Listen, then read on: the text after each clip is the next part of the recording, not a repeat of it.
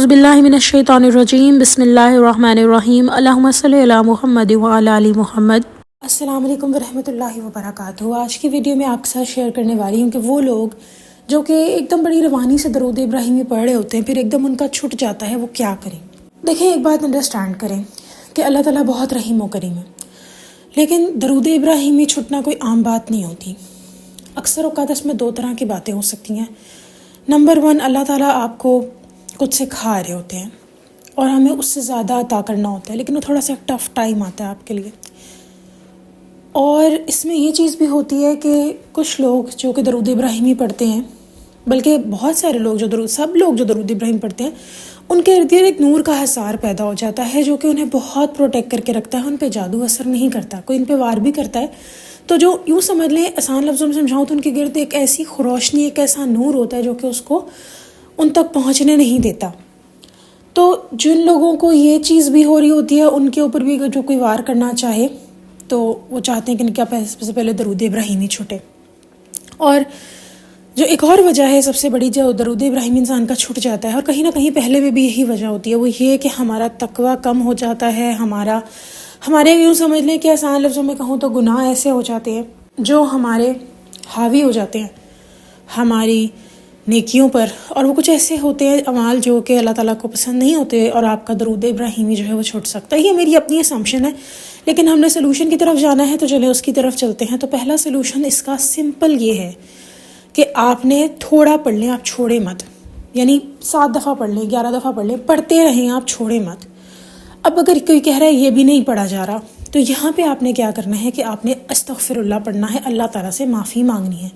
جب ہم اللہ تعالیٰ سے معافی مانگنا شروع کر دیں گے نا، اور میں ایک اور بات آج آپ کے ساتھ شیئر کرنا چاہتی ہوں کہ میں نے اپنی زندگی میں ہمیشہ یہ سوچا کہ پتہ نہیں چلتے پھرتے اٹھتے بیٹھتے استغفر اللہ کر کے پتہ نہیں کتنے ہزاروں بندہ مکمل کر لے تو بہت آسانی ہو جائے گی، اور اس میں کوئی شک نہیں، ہو بھی جاتی ہے۔ لیکن وہ استغفار جو آپ سکون سے بیٹھ کر یا چلتے پھرتے ایک مخصوص ٹائم ہے، وہ بھی چلتے پھرتے، وہ کہ اسپیشلی آپ چل پھر اسی نیت سے رہے کہ میں استغفار پڑھ رہی ہوں یا پڑھ رہا ہوں تو میرا جو ہے وہ وقت جو ہے وہ گزرے بھی، اور کوئی اور کام نہیں ہے، آپ چل پھر استغفار کی نیت سے ہی رہے ہیں کہ میں چل پھر کے استغفار کمپلیٹ کر لوں یا ایک جگہ بیٹھ کے استغفار کمپلیٹ کر لوں۔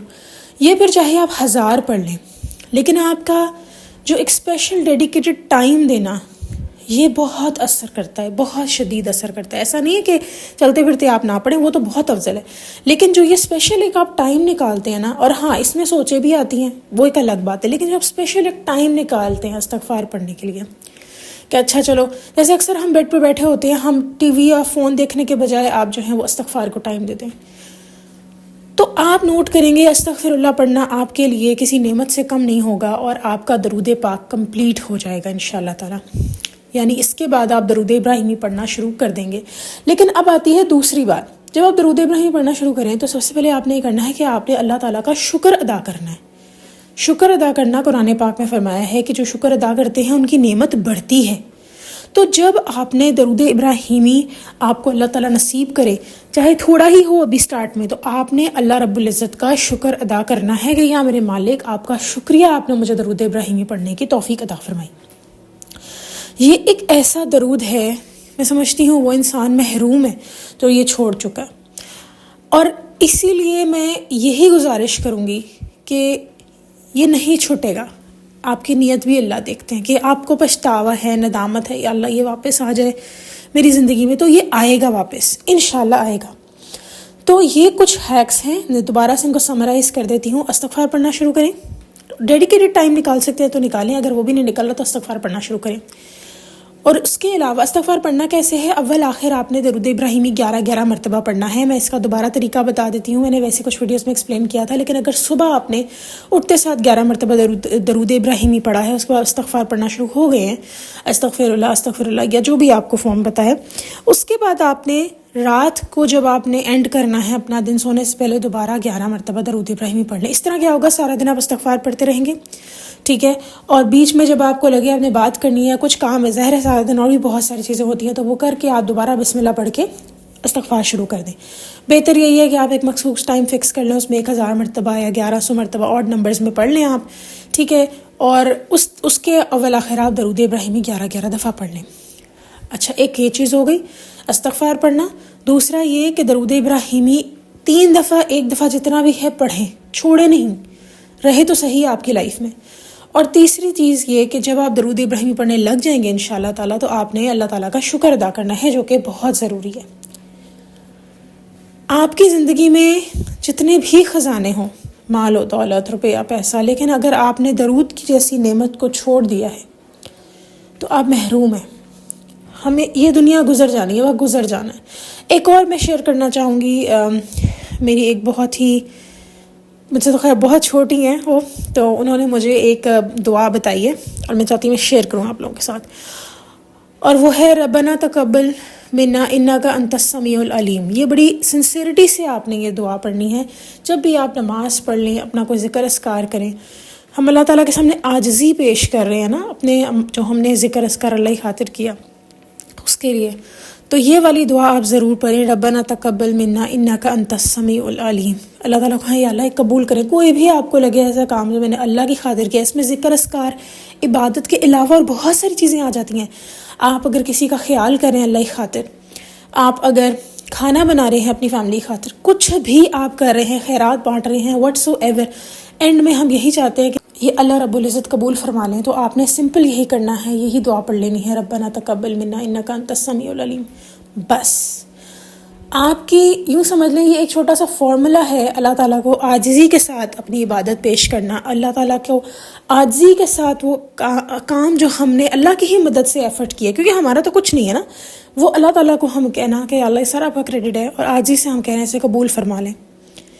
مجھے ویسے کبھی کبھی اللہ تعالیٰ کے اوپر بہت پیار آتا ہے، بلکہ ہمیشہ ہی آنا چاہیے، لیکن ایک یہ جو کانسیپٹ ہے یہ ایسا ہے کہ اللہ تعالیٰ ہی ہمیں توفیق دیتے ہیں نیکی کرنے کی، اور ہم اس کے اوپر جو ہے وہ اللہ تعالیٰ کا ہم کیسا ہے کہ ہمارے اختیار میں کچھ بھی نہیں ہے، وہ رب پاک کی ذات ہی ہمیں نیکی کرنے کی توفیق عطا فرما رہی ہے. اور ہم بیٹھے ہوئے کبھی کبھی استغفر اللہ اس گمان میں ہوتے ہیں کہ ہم نے پڑھا، ہم نے کیا، حالانکہ ہمیں نہیں پتہ کہ اس رب نے ہی توفیق دی. خاص طور پہ جو ہم اکثر اوقات صدقہ نکالتے ہیں، خیرات کرتے ہیں، کسی کی مدد کرتے ہیں اگر، تو وہ کیسے ہوتی ہے؟ وہ بھی اللہ ہی ہمیں چنتا ہے. اگر 1 روپیہ دینے کے لیے بھی اگر اللہ چن رہا ہے آپ کو، تو اللہ چن رہا ہے. اللہ تعالیٰ محتاج نہیں ہے ہمارے، معاذ اللہ، استغفر اللہ. اللہ تعالیٰ تو ان سب چیزوں سے، ابھی میں نے اس دن واقعہ سنا، ایک بندہ کہتے ہیں میں بڑا پریشان تھا کہ میرا گھر نہیں ہے، اور کہتے میرے لیے وہ گھر ٹھیک تھا، لیکن جو رشتہ دار تھے وہ ہمارا مذاق اڑاتے تھے. اکثر اوقات ایسا ہوتا ہے کہ کچھ لوگوں کے لیے ان کی جو جگہ ہوتی ہے وہ بہت بہترین ہوتی ہے، لیکن لوگ جو ہے انہیں کمپلیکس میں ڈالنا شروع کر دیتے ہیں، اور دیکھا جائے تو ایسا ہی چل رہا ہے. تو وہ کہتے ہیں میں بڑا پریشان تھا. ظاہر ہے چھوٹی سی جو ہے اس کی فیملی ضرور تھی، لیکن چھوٹے چھوٹے بچے تھے تو فیل تو کرتے ہیں نا، ان کو کون سمجھائے کہ بیٹا ہم نے لوگوں کو نہیں دیکھنا. لیکن وہ خیر وہ بڑے پریشان تھے. وہ کہتے ہیں میں نے عاجزی سے اللہ سے دعا کی صرف کہ یا اللہ میری مدد کر دیں. تو کہہ رہے مسجد میں ایک بہت امیر کبیر انسان آیا، اس نے کہا کہ یہ جو گھر ہے نا میں تمہارے نام کرتا ہوں، مجھے بار بار خواب میں آیا جا رہا ہے کہ میں اپنا گھر دوں ایک شخص کو، تو یہ میں اپنا گھر مفت میں تمہارے نام کرتا ہوں. اب یہ واقعات بھی ہیں اس دنیا میں، نہ اس کا پیسہ لگا، نہ اس کا روپیہ لگا، اللہ نے اس کو گھر عنایت فرما دیا. کہنے کی بات یہ ہے کہ اللہ تعالیٰ جو ہمیں یہ اپرچونیٹیز دیتے ہیں کہ ہم کسی کو پانی پلا دیں، کسی کا خیال کر لیں، یہ اللہ رب العزت کی طرف سے ملتا ہے ہمیں. یہ اللہ تعالیٰ نے ایک طرح کا ہمارے لیے انعام رکھا ہوتا ہے. تو کیا ہم سمجھ رہے ہوتے ہیں ہم کسی کے لیے احسان کر رہے ہیں، جبکہ اللہ ہم پہ احسان کر رہے ہوتے ہیں تاکہ ہماری آخرت عاقبت سنور سکے. یہ اللہ تعالیٰ اگر آپ کو اپرچونیٹی دے رہے ہوتے ہیں تو آپ اپنے آپ کو پریولیج سمجھیں، اپنے آپ کو آپ سمجھیں کہ میں بہت خوش نصیب ہوں کہ اللہ نے مجھے چنا، ورنہ اور بہت سے لوگ ہیں اللہ ان کو چن لے. تو یہ جو دنیا ہے یہ تو ختم ہو جانی ہے، بچنا ہے تو آپ کے اعمال بچنے ہیں. ابھی 2 منٹ سوچ لیں، اگر آپ کی آنکھیں بند ہو جائیں ایک دم سے، کہاں گیا آپ کا سارا سامان؟ کہاں گیا آپ کا کپڑا، آپ کا ہر وہ سامان، ہر وہ چیز جو آپ نے اپنے دل کے ساتھ اٹیچ کر کے رکھی ہوئی ہے؟ کہاں گئی وہ ساری چیزیں؟ ابھی جو آپ کا فون ہے یہ کہاں جائے گا؟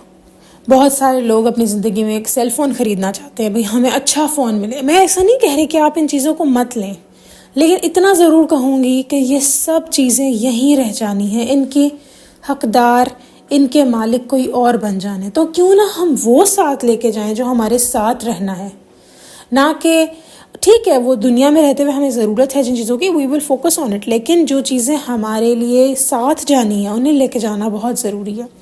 میری دعا ہے کہ اللہ رب العزت ہمیں ان چیزوں کو بھی ساتھ لے جانے کی توفیق عطا فرمائے جو ہمارے لیے آگے کا سامان بنیں گی. آمین یا رب العالمین. اللہ تعالی ہمیں مرتے دم تک نبی پاک صلی اللہ علیہ وسلم کے ساتھ جوڑے رکھیں اور اللہ تعالی ہمیں اپنے نیک مقرب بندوں میں شامل کریں ہمیشہ.